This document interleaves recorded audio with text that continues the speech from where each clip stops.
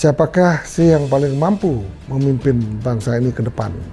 Kemudian wakil presiden siapa sih yang dibutuhkan pada saat perekonomian kita sedang maju-maju saat ini? Seperti kita ketahui bahwa Menteri BUMN kita prestasinya sangat luar biasa. Nah, untuk itulah kita sangat berbangga bahwa Erick Thohir ini makin hari makin berpeluang untuk menjadi wakil presiden. Ada rasa-rasanya Bapak Prabowo tuh ingin menggait Bapak Erick Thohir. Kalau seandainya Pak Erick Thohir menjadi cawapresnya Pak Prabowo, kemungkinan seperti apa yang diinformasikan oleh lembaga survei, kemungkinan ini sangat berpeluang besar untuk menjadi presiden dan wakil presiden.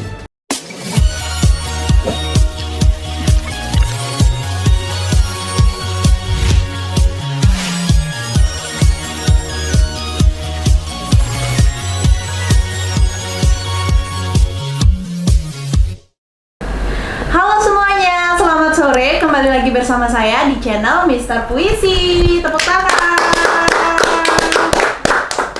Nah, hari ini kita akan kembali lagi membahas mengenai perkembangan politik di Indonesia. Nah, seperti yang kita tahu bahwa perkembangan politik di Indonesia saat ini memang terus berjalan dan semakin cepat sekali perubahan terkait dengan informasi-informasinya. Maka dari itu, channel Mr. Puisi akan selalu menyampaikan informasi yang menarik dan yang pastinya positif, tidak memihak siapapun, dan yang pastinya tidak hoax. Nah, untuk hari ini tentunya saya tidak sendiri, saya ditemani oleh Mr. Puisi. Halo Mr. Puisi, bagaimana hari ini? Hari ini baik. Kemudian karena sedang hangat-hangatnya mengenai perkembangan politik, kita dengan hati yang tulus harus juga membicarakan masalah politik. Kalau kemarin-kemarin kita membicarakan masalah perkembangan ekonomi di Bali, sekarang kita banyak membicarakan masalah-masalah politik. Karena perkembangan politik tidak bisa dilepaskan dengan perekonomian bangsa. Yang kita lagi mencari-cari bentuk kemana sih sebetulnya perekonomian bangsa ini yang akan dilalui. Kemudian bagaimana sih perkembangan dunia saat ini sehingga banyak mempengaruhi perkembangan ekonomi di negara-negara yang sedang berkembang seperti Indonesia. Untuk itu, marilah kita membicarakan mengenai perpolitikan di Indonesia, di mana kita tidak perlu kan politik yang berat-berat. Kemudian kita coba menelusuri kemana sih arah politik bangsa ini. Kemudian siapakah sih yang paling mampu memimpin bangsa ini ke depan? Kemudian wakil presiden siapa sih yang dibutuhkan pada saat perekonomian kita sedang maju-maju saat ini? Kalau di dunia saat ini ekonominya sedang terpuruk, Indonesia tidak mengalami hal serupa seperti yang ada di Eropa dan Amerika. Kemudian dari IMF sendiri, pada saat ketemu Bapak Jokowi di Jepang, mereka juga terkagum-kagum mengenai eksistensi perekonomian Indonesia ini yang tidak terlalu mengalami pasang surut yang sangat mendalam. Kenapa? Nah, inilah keunikan bangsa Indonesia ini. Pada saat COVID saja kita tidak terpuruk ekonominya. Masih ada pertumbuhan saat itu. Apalagi sekarang COVID sudah mulai berlalu, pariwisata sudah mulai menggeliat, kemudian tambang juga ekspornya sangat melonjak, kemudian nikel, hilirisasi nikel sudah mulai. Nah, itulah menyebabkan perekonomian Indonesia walaupun dalam suasana politik seperti ini tidak mengalami hal-hal yang sangat buruk seperti yang dialami oleh Amerika Serikat misalnya, gitu loh. Nah, Mr. Puisi, kan benar tadi ya, seperti kan politik sedang memanas-panasnya, apalagi kita sudah menuju pemilu tahun 2024 mendatang nih Mr. Puisi. Nah, saat ini Mr. Puisi kita akan membahas sebuah berita yang memang lagi ramai juga dan memanas, itu Menteri BUMN Erick Thohir itu dikatakan cocok bila berdampingan dengan Bapak Prabowo. Nah, hal tersebut juga disampaikan oleh Direktur Eksekutif Indo Strategi yaitu Ahmad Khoirul, mengatakan bahwa Bapak Erick Thohir ini bila berdampingan dengan Bapak Prabowo memiliki potensi kemenangan yang cukup besar. Nah, Dari hal tersebut nih Mr. Puisi, mengapa sih dikatakan cocok, dari segi apa dinilainya Bapak Erick Thohir ini? Seperti kita ketahui bahwa Menteri BUMN kita prestasinya sangat luar biasa. Iya. Tidak ada yang bisa mencela bahwa beliau ini memimpin BUMN ini dengan prestasi yang tidak ada duanya, yang belum pernah dimiliki oleh Menteri BUMN sebelumnya. Kita lihat dividen dari BUMN sendiri itu untuk tahun 2022 akan disetorkan untuk APBN bangsa kita ini sebanyak 80,2 triliun. Ini angka yang tidak sedikit dan belum pernah BUMN kita menyetor dividen sebesar ini. Artinya seluruh BUMN yang dibina dan dikoordinir oleh Menteri BUMN yang masih sangat muda ini, yang mana track recordnya kita tahu bahwa mereka adalah pengusaha sukses, kemudian diberikan tugas oleh Bapak Presiden untuk memimpin BUMN di negeri kita ini, yang sebelumnya BUMN yang di negeri kita menjadi bancakan politik, sehingga kemungkinan sekali saat itu keuntungan di BUMN sendiri sangat terpengaruh. Dengan sistem yang diterapkan oleh Bapak Erick Thohir untuk menggo-public-kan BUMN yang sangat sehat, maka BUMN ini akan berjalan operasionalnya dengan transparan, sehingga peluang untuk korupsi di dalam BUMN ini sangat kecil. Nah, untuk itulah kita sangat berbangga bahwa Erick Thohir ini makin hari makin berpeluang untuk menjadi wakil presiden. Ya, kita lihat bahwa Erick Thohir ini makin berpeluang ketika dia ditunjuk oleh Bapak Presiden Jokowi untuk menjadi ketua PSSI. Di mana memang PSSI ini penuh dengan masalah-masalah yang belum pernah terpecahkan sebelumnya. Masalah judi, masalah kecurangan wasit, masalah-masalah lainnya belum pernah terjadi seperti saat sekarang ini setelah Bapak Erick Thohir memimpin PSSI. Nah, itulah yang menyebabkan Erick Thohir banyak dilirik oleh calon presiden yang sangat dibutuhkan, di mana wakil presiden ini ikut mewarnai dalam pemilihan presiden yang akan datang.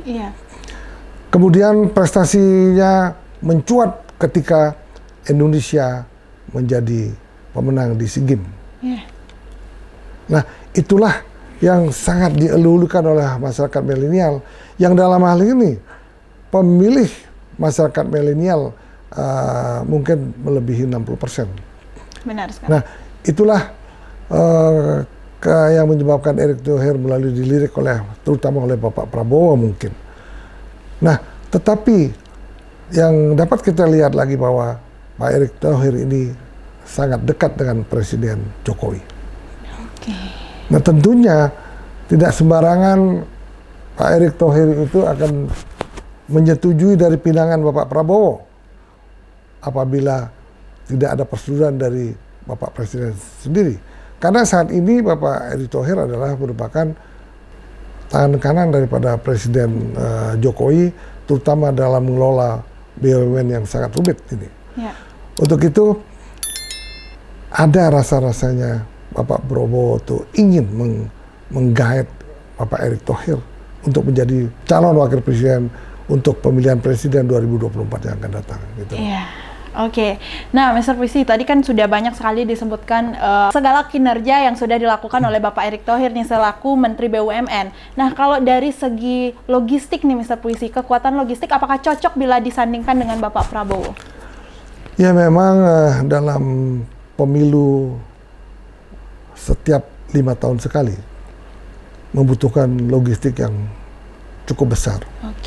Apabila wakil presidennya sendiri mampu memenuhi sebagian dari logistik untuk pemilihan presiden, untuk mulai dari kampanye sampai pemilihan presiden nanti tahun 2024, maka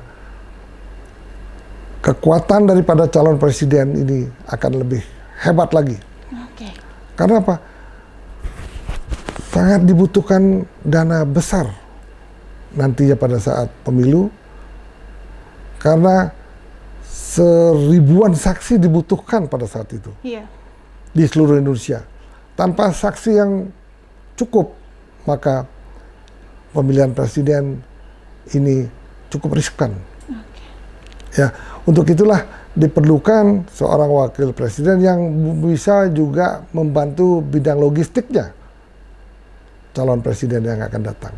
Nah, Pak Erick Thohir ini sangat memungkinkan untuk membantu bidang logistik untuk Pak Prabowo, sehingga meringankan daripada logistik yang akan dibutuhkan oleh calon presiden itu sendiri.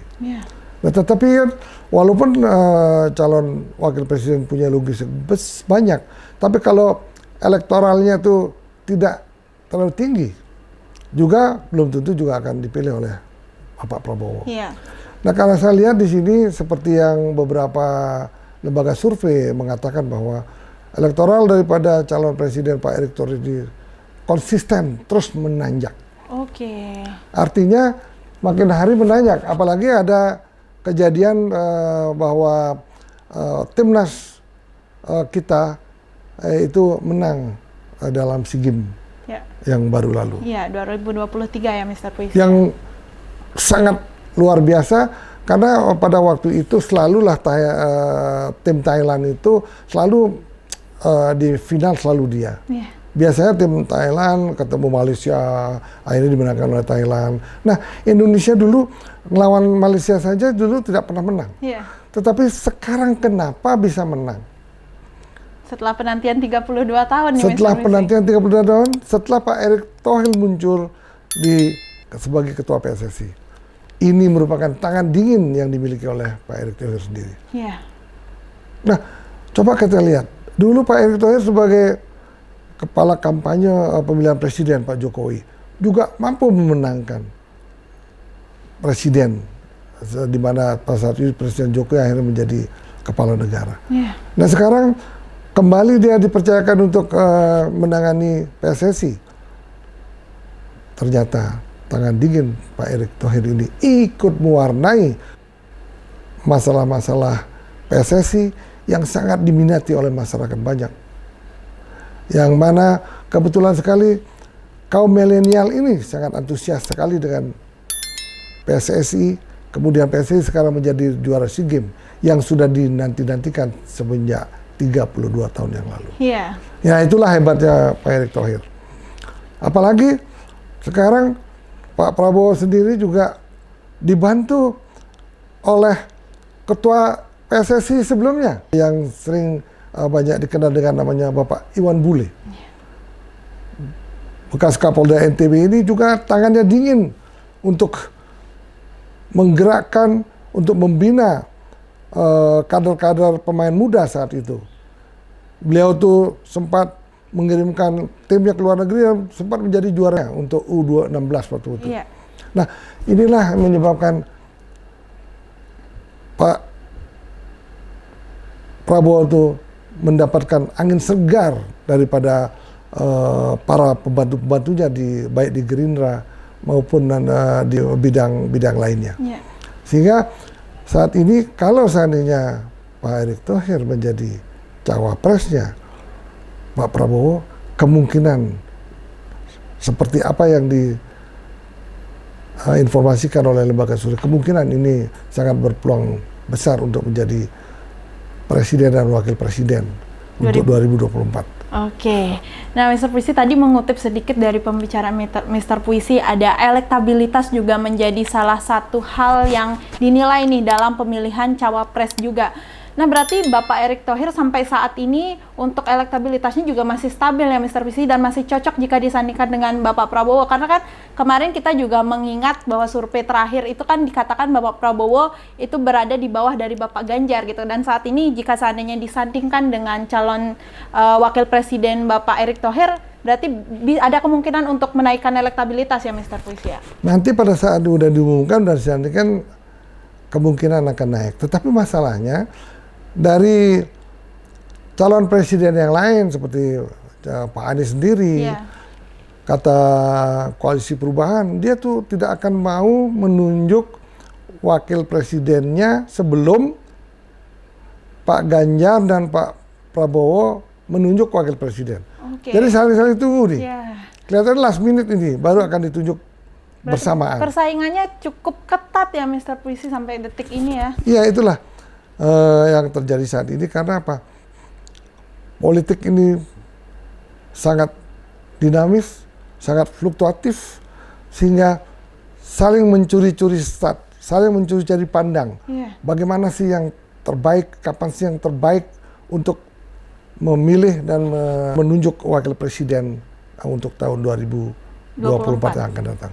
Ya, siapa tahu juga Pak Erick Thohir juga dilirik oleh Pak Ganjar, kita nggak tahu. Tetapi kalau dilirik untuk Pak Anies rasanya tidak mungkin. Karena Erick Thohir ini berdiri di kelompok Bapak Jokowi yang sangat dekat dengan Bapak Jokowi, tidak mungkin akan menyeberang menjadi wakil presiden Pak Anies. Nah, satu-satunya kenapa Pak Erick Thohir chance-nya lebih besar sekali untuk akan digadang-gadang ataupun dilamar oleh calon presiden untuk menjadi wakil presidennya. Karena chance-nya ini sangat besar. Karena kedekatan Bapak Erick Thohir dengan Bapak Presiden Joko Widodo merupakan suatu kesempatan bagi Erick Thohir untuk menjadi wakil presiden di pemilu yang akan datang. Gitu loh. Nah berarti berbicara tentang peluang besar, peluang jika Bapak Erick Thohir disandingkan dengan Bapak Prabowo itu sangat bagus ya Mr. Puisi ya kalau dinilai, dan memiliki peluang atau potensi kemenangan yang cukup besar ya kesimpulannya dari pembicaraan hari ini, bukan begitu Mr. Puisi? Ya itu dia. Jadi kemungkinan Pak Erick Thohir menjadi rebutan dengan tangan dinginnya mengelola PSSI, mengelola BUMN, dan mengolah negara di kemudian hari. Kenapa? Anak muda yang sangat luar biasa prestasi dalam dunia usahanya, yang juga merupakan teman dekat Pak Sandi Uno yang juga sangat berprestasi dalam bidang usahanya, dan mempunyai elektoral yang sama-sama tinggi untuk jadi wakil presiden. Kiranya sangat dibutuhkan oleh Bapak Prabowo untuk menjadi wakil presiden. Karena apa? Bapak Prabowo itu sangat berani dan sangat kuat. Karena dia latar belakangnya adalah Jenderal Angkatan Darat. Di mana geopolitik dan geoekonomi juga banyak diketahui oleh Pak Prabowo itu sendiri. Tetapi yang paling penting di sini, Pak Prabowo perlu mencari orang-orang yang sangat profesional di bidang ekonomi. Nah kalau nantinya Pak Erick Thohir menjadi wakil presiden, bisa saja ada klausul nanti, ada kesepakatan dari Bapak Presiden sendiri, di mana Bapak Presiden itu ada di depan, kemudian wakil presiden mengontrol bidang perekonomian, sehingga perekonomian bangsa ini menjadi kuat, baik angkatan persenjataannya, baik politik luar negerinya, dan juga masalah perekonomiannya. Sehingga nantinya bangsa Indonesia disegani oleh bangsa-bangsa lain di dunia ketika tahun 2045 ini Indonesia sudah menjadi negara yang sangat makmur, di mana akan menjadi bangsa yang besar dengan perekonomian keempat terkuat di dunia. Gitu luar biasa ya hari ini pembahasan kita nih Mr. Puisi, dan tentunya masih banyak ya Mr. Puisi yang harus kita bahas lagi mengenai perpolitikan di Indonesia, karena saat ini seperti yang sering sekali kita katakan bahwa politik di Indonesia itu sedang memanas-manasnya mendekati pemilu tahun 2024. Nah Mr. Puisi, terima kasih atas waktunya hari ini, dan buat teman-teman di rumah jangan lupa like, komen, dan subscribe channel Mr. Puisi. Sampai jumpa kembali. Bye-bye, tepuk tangan.